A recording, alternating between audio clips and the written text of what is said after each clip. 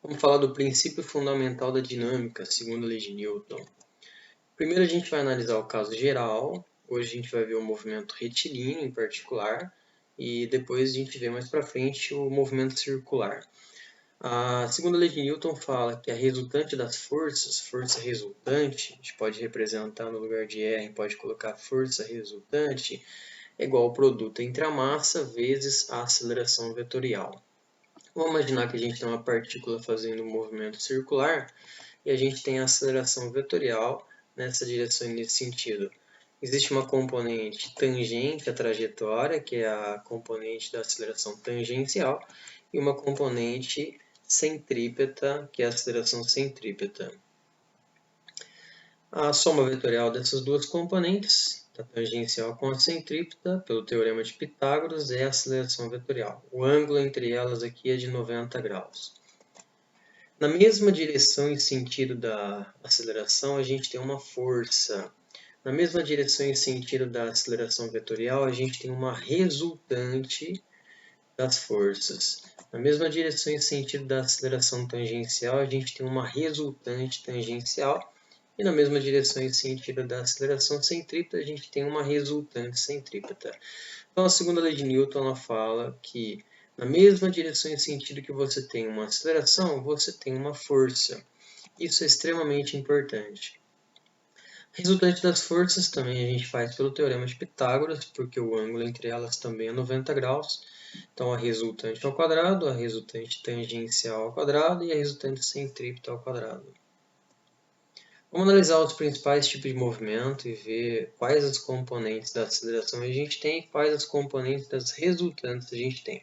Primeiro caso, movimento retilíneo uniforme. Movimento retilíneo uniforme a gente não tem aceleração centrípeta, porque a aceleração centrípeta só existe em movimentos curvos, esse movimento retilíneo. Logo, a gente não tem nenhuma resultante centrípeta. A gente não tem nenhuma aceleração tangencial também, porque a aceleração tangencial só existe em movimentos variados, esse movimento é uniforme, então a gente também não tem nenhuma resultante tangencial. Aceleração vetorial é a soma vetorial da centrípeta com a tangencial, a gente não tem nenhuma delas, as duas são nulas, então a aceleração vetorial também vai ser nula. Logo, a resultante das forças também é nula. Essa é uma situação de equilíbrio. Movimento retilíneo uniforme é uma situação de equilíbrio. É um estado de inércia. O carro tende a manter a sua velocidade por inércia. Não existe nenhuma componente de aceleração, não existe nenhuma componente resultante de força. Movimento retilíneo uniformemente variado. A gente ainda não tem aceleração centrípeta porque o movimento é retilíneo, centrípeta é só em curva. Logo, a gente não tem nenhuma resultante centrípeta. Aceleração tangencial agora ela existe, ela é diferente de zero, porque o movimento é variado. Logo, a gente tem uma resultante tangencial, existe uma força tangencial que causa a aceleração tangencial. A aceleração vetorial é a própria tangencial, porque só tem ela. Logo, a gente tem uma resultante que é a resultante tangencial também, porque só tem ela. No movimento acelerado, esse carro parte do repouso e vai aumentando cada vez mais a sua velocidade. Ele tem uma aceleração no mesmo sentido da velocidade, o movimento é acelerado. Logo, ele tem uma resultante no mesmo sentido da aceleração. Essa resultante aqui é o atrito que age entre os pneus e o chão que faz com que o carro acelere. A força do motor é transmitida para as rodas, a roda ela empurra o chão empurra a roda, são em reação, e o carro anda porque tem atrito nos seus pneus. O carro movimento retardado, agora ele está vindo com uma velocidade, vai diminuindo até parar. Nesse caso, ele tem uma aceleração no sentido contrário da velocidade, ele tem um movimento retardado, ele está freando, e tem uma resultante no mesmo sentido da aceleração tangencial, que é a resultante tangencial. Essa resultante tangencial continua sendo a força de atrito, é o atrito que faz ele parar. O atrito faz ele acelerar ou faz ele parar. Movimento circular uniforme. Agora a gente tem aceleração centrípeta, porque o movimento é circular. Então a gente tem uma resultante centrípeta. Agora não tem nada de aceleração tangencial porque o movimento é uniforme. Logo, não tem nenhuma resultante tangencial também. Aceleração vetorial é a própria centrípeta porque só tem ela. E a resultante das forças é a resultante centrípeta porque só tem essa componente de resultante. Vamos pegar alguns pontos da roda gigante. A gente tem a velocidade aí em 3 pontos que eu marquei. Velocidade tangente à trajetória no sentido do movimento. A única aceleração que a gente tem é a aceleração centrípeta, que aponta para o centro da circunferência da roda gigante. Se a gente tem uma aceleração que aponta para o centro, a gente tem uma resultante que aponta para o centro, que é a resultante centrípeta. Resultante centrípeta a gente vê mais para frente na dinâmica do movimento circular, que é mv² dividido pelo raio da circunferência. E por último, movimento circular uniformemente variado. Os componentes da aceleração vetorial. A gente tem a aceleração centrípeta porque o movimento é curvo, ele é circular. Então a gente tem uma resultante centrípeta também. Aceleração tangencial também existe porque o movimento é variado. Então a gente também tem uma resultante tangencial, é diferente de zero, existe. Aceleração vetorial é a soma vetorial da aceleração centrípeta com a aceleração tangencial. E a resultante das forças é a soma vetorial da componente centrípeta com a componente tangencial. Vamos considerar um ventilador. No momento que a gente liga ele começou a rotacionar no sentido horário. Tem um ponto aqui da extremidade dessa hélice, a velocidade está para cá, pequenininha, que acabou de ligar o ventilador, velocidade tangente à trajetória, aponta no sentido do movimento. Se a gente tem um movimento acelerado, a gente tem uma aceleração tangencial no mesmo sentido da velocidade, porque o movimento é acelerado. A aceleração centrípeta aponta para o centro da circunferência e a resultante das duas é a aceleração vetorial. Então, na mesma direção e sentido de cada uma dessas acelerações, a gente tem uma resultante. Então, a resultante das forças está aqui, no mesmo sentido da resultante das acelerações. A componente dessa resultante tangente à trajetória, a resultante tangencial. A componente dessa resultante apontando para o centro da circunferência, que é a resultante centrípeta. Vamos analisar, segundo a lei de Newton, para o movimento retilíneo por enquanto. No movimento retilíneo, a gente vai escrever resultante igual a massa vezes aceleração. Só que a aceleração agora a gente vai chamar de aceleração escalar. Esse aqui é o módulo da aceleração tangencial. Se tiver aceleração tangencial, a gente tem uma resultante tangencial. Não vamos ter nada de aceleração centrípeta por enquanto, que são movimentos retilíneos. Então, a resultante vai ser a própria aceleração escalar. Resultante das forças é o produto entre a massa e a aceleração. Resultante em Newton, massa em quilograma, aceleração em metros por segundo ao quadrado. Então, eu tenho aqui um bloquinho de massa m. Na mesma direção e sentido da resultante das forças, eu vou ter a aceleração. Então, se a resultante está para a direita, a aceleração está para a direita. Quanto maior a resultante das forças, maior a aceleração que o objeto vai ter para uma determinada massa. Se eu tiver um bloquinho aqui de 1 kg, por exemplo, quanto maior a força eu fizer, maior a aceleração ele vai adquirir. Agora, vamos imaginar que a gente tenha corpos de massas diferentes. Vamos imaginar que a gente tem uma pista de gelo perfeitamente liso, vamos eliminar qualquer atrito do gelo, e a gente tenha massas diferentes. Vamos imaginar que a gente tem um caminhão no gelo e a gente tem uma moto no gelo. Se eu empurrar com a maior força possível, que é a minha força, se eu empurrar o caminhão e a moto com a mesma força, eles não vão adquirir a mesma aceleração, eles vão adquirir acelerações diferentes, porque a massa é diferente. Então, quem tem a maior massa, que é o caminhão, vai adquirir a menor aceleração. Quem tem a menor massa, que é a moto, vai adquirir a maior aceleração. A aceleração ela vai acontecer no momento que tiver contato com a minha mão. Enquanto tiver a força, depois que perdi o contato da minha mão com a moto ou com o caminhão, não existe mais aceleração, não existe mais força. Aí o movimento é retilíneo e uniforme. Então, no momento que eu estou empurrando a moto, o caminhão, eu estou realizando uma força, ele vai acelerar. Depois que perdeu o contato com a minha mão, o movimento retilíneo uniforme. Então a moto, que tem uma menor massa, ela vai adquirir maior aceleração enquanto eu estiver empurrando ela. Depois que saiu da minha mão, ela vai sair com uma velocidade maior. O caminhão, que vai acelerar menos porque tem uma massa muito grande, depois que perdeu o contato com a minha mão, ele vai sair com uma velocidade pequenininha, movimento retilíneo uniforme com uma velocidade pequena. Agora vamos imaginar uma outra situação onde a gente tenha a mesma aceleração. Por exemplo, a gente tem um bloquinho que tem massas diferentes, 1 kg e 2 kg, e a aceleração que ele vai estar submetida é a mesma, 5 metros por segundo ao quadrado. Para eu provocar a mesma aceleração nesses dois bloquinhos de massas diferentes, eu tenho que fazer forças diferentes. Então aqui eu fiz 5 N nesse bloquinho para causar essa aceleração de 5 metros por segundo ao quadrado.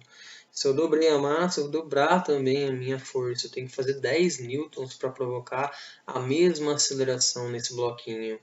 Essa dificuldade que a gente tem de colocar o corpo em movimento é uma medida de inércia. Essa resistência a colocar o corpo em movimento é uma medida de inércia. Então, quanto maior a massa que a gente tiver, maior a força que você vai ter que fazer para provocar uma aceleração no corpo. A resultante das forças e aceleração tem mesma direção e mesmo sentido. Isso é muito importante. Então, se a aceleração está para a direita, a resultante está para a direita. Se a resultante está para baixo, a aceleração está para baixo. Aonde está uma, está a outra. Elas têm mesma direção e mesmo sentido. Então, na mesma direção e sentido da aceleração está a resultante das forças. E na mesma direção e sentido da resultante das forças também está a aceleração. Vamos fazer um exemplo. Uma caixa de 20 kg está presa a um balão por meio de uma corda leve e inextensível. No momento em que o balão é solto, o conjunto se move em movimento acelerado com 5 metros por segundo ao quadrado. Essa aceleração dura apenas alguns segundos iniciais e logo o balão passa a subir em movimento retilíneo e uniforme. Então são duas etapas. No começo do movimento ele é acelerado, depois de alguns segundos ele fica em movimento retilíneo uniforme. Letra A. No instante inicial, quando o balão foi solto, qual a tração na corda? Então tá lá o balão. Ele foi solto, ele está com uma velocidade para cima, pequena ainda, ele acabou de ser solto, e ele vai acelerar para cima. Então é um movimento acelerado. Para a segunda lei de Newton, para a gente diferenciar a segunda lei da primeira lei de inércia, a gente tem que ver se tem aceleração ou não e para onde que ela está. A primeira coisa que você tem que fazer é você ver se tem aceleração e para onde que ela está apontando. Nesse caso, na letra A, a aceleração existe e ela vai apontar para cima. Forças que a gente vai ter. Você tem uma tração nessa corda que está presa nesse bloco, vou chamar de T1, e para baixo você tem o peso do bloco. Essas forças não são iguais. Por quê? Se a gente tem uma aceleração para cima, a gente tem uma resultante também para cima. Ou seja, a tração 1 para cima ela tem que ser maior do que o peso para baixo para causar uma aceleração nele para cima. Escreve a segunda lei de Newton, resultante é a massa vezes a aceleração. Então, aquela história que a gente fala, né? Quem é a resultante? A resultante você vai fazer a soma vetorial, é a resultante vetorial. Então, a gente tem duas forças. Você tem uma força para cima, T1, e um peso para baixo. Como é que você calcula a resultante de forças que têm mesma direção e sentidos contrários? Você subtrai forças na mesma direção e mesmo sentido, você soma. Mesma direção e sentido contrário, igual a gente tem aqui, você subtrai a maior da menor. Se elas são perpendiculares, você faz teorema de Pitágoras. Isso aqui é operação de vetores. Essa resultante aqui é a resultante dos vetores. Então a gente fala, quem ajuda menos quem atrapalha, que é a resultante, é igual a massa vezes a aceleração. A pergunta do quem ajuda é sempre no sentido da aceleração. Quem ajuda está no sentido da aceleração, que é o T1. T1 está no sentido da aceleração, menos o peso, que está no sentido contrário, que é igual a massa vezes a aceleração. Então, você vai começar a equação com a força que aponta no sentido da aceleração, que é o T1. Peso é 200 newtons. Se a massa é 20 kg, multiplica por 10. 20 vezes 10, 200 newtons é o peso. Massa 20, aceleração 5. Então, aqui dá 100. Passo 200 para lá, ele vai positivo, 100 mais 200, 300 newtons é a tração na corda no momento que o balão foi solto, que ele está acelerando. Letra B. Após certo tempo, quando o movimento é retilíneo e uniforme, qual a tração na corda. Então, depois de um tempo, o balão já está com uma velocidade maior, ele está subindo em movimento retilíneo e uniforme, ele está em movimento por inércia, ele não tem nenhuma aceleração agora. Se ele não tem nenhuma aceleração, ele não tem nenhuma resultante também, a resultante agora é nula. Você tem uma tração 2 aqui para cima, você tem um peso aqui para baixo, eles são iguais. Se não tem aceleração, não tem resultante. Tração para cima é igual ao peso para baixo, eles se cancelam, você iguala. Tração é igual ao peso. Então, o peso é 200 newtons, a tração vai ser 200 newtons também. Se por acaso você achar que deve escrever a segunda lei de Newton, você vai colocar T2 menos peso é igual a massa vezes aceleração. Não tem aceleração, a aceleração é nula. Então, isso aqui vai dar zero. Então, você joga o peso para o outro lado, tração é igual ao peso. Tá? Então, está em equilíbrio. Então, é importantíssimo a gente diferenciar situações de equilíbrio, igual essa letra B, onde não tem aceleração, não tem resultante, e situações que não estão em equilíbrio, que é a segunda lei de Newton, o princípio fundamental da dinâmica, que você tem uma aceleração, você tem uma resultante. Na mesma direção e sentido da aceleração, você tem a resultante. Mais uma questão. Os garotos A e B da figura puxam por meio de cordas uma caixa de 15 kg que repousa sobre uma superfície horizontal, aplicando forças paralelas a essa superfície, perpendiculares entre si, de intensidades 12 newtons e 50 newtons respectivamente. Se o atrito entre o bloco e a superfície vale 100 newtons, qual é a aceleração do bloco? Então vamos lá, a gente tem duas forças, uma pessoa faz uma força no bloco, uma pessoa A, uma outra faz uma força no bloco, a pessoa B, e você tem um atrito aqui também no bloco com a superfície. Primeiro vamos calcular a resultante dessas duas forças, que elas estão formando um ângulo de 90 graus. Quando forças fazem um ângulo de 90 graus, a gente faz pelo teorema de Pitágoras, somando 120 newtons com 50 newtons, que são perpendiculares, a resultante sai da origem do primeiro até a extremidade do último, a gente tem um triângulo retângulo.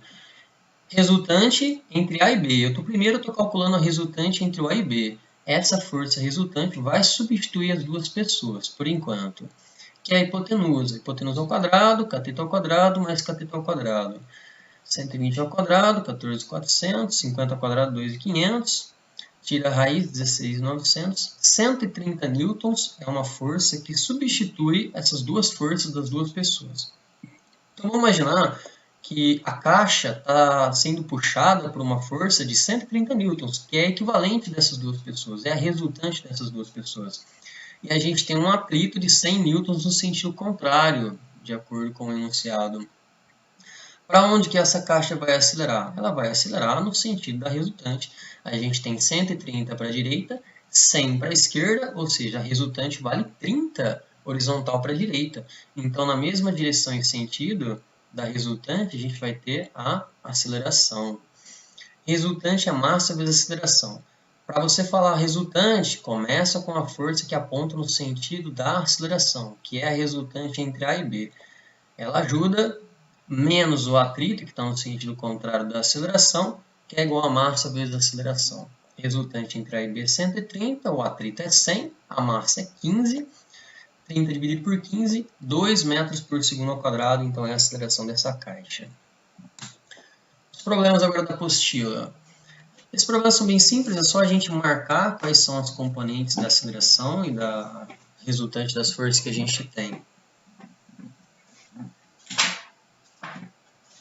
Página 433, acompanhe aí. Vamos analisar uma série de movimentos. Primeiro, um navio em cruzeiro navegando em linha reta para a direita sem alterar a intensidade da velocidade vetorial. Então a gente tem uma série de itens, até os 6, e a gente tem que falar o seguinte. Para cada um dos movimentos, utilizando a tabela da página a seguir, pede-se. Letra A, classifique cada um dos movimentos em retilíneo ou curvilíneo, uniforme, acelerado ou retardado. B, no esquema que o representa, indique a direção e o sentido da velocidade vetorial, aceleração vetorial e a resultante das forças. E a letra C, informe o ângulo formado entre a resultante e a velocidade, dizendo se ele é nulo, raso, reto, agudo ou obtuso. Então vamos lá, primeiro caso. um navio em cruzeiro, navegando em linha reta para a direita e sem alterar a intensidade da velocidade vetorial. Ele está em movimento retilíneo uniforme, então ele não tem nenhuma componente de aceleração, não tem aceleração tangencial, porque é uniforme, não tem aceleração centrípeta, porque ele é retilíneo, logo não tem nenhuma aceleração vetorial. Não tem aceleração, não tem resultante também. A resultante é nula aqui. Ele está em equilíbrio, ele está em movimento retilíneo uniforme, com velocidade horizontal para a direita. Segundo, uma lancha partindo do porto no qual estava ancorada. Então a lancha estava parada e começou a acelerar para a direita. Agora ela está no movimento retilíneo acelerado. Ela tem uma velocidade para a direita. Ela tem uma aceleração tangencial no mesmo sentido, horizontal para a direita. Ela acabou de sair, está acelerando, pisando no acelerador. Não tem nada de aceleração centrípeta aqui, né? O movimento é retilíneo. Então a aceleração vetorial é a própria aceleração tangencial.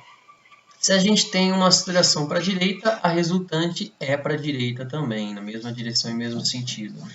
E a gente tem que falar o ângulo formado entre a velocidade e a resultante. O ângulo entre a velocidade e a resultante, eles estão no mesmo sentido.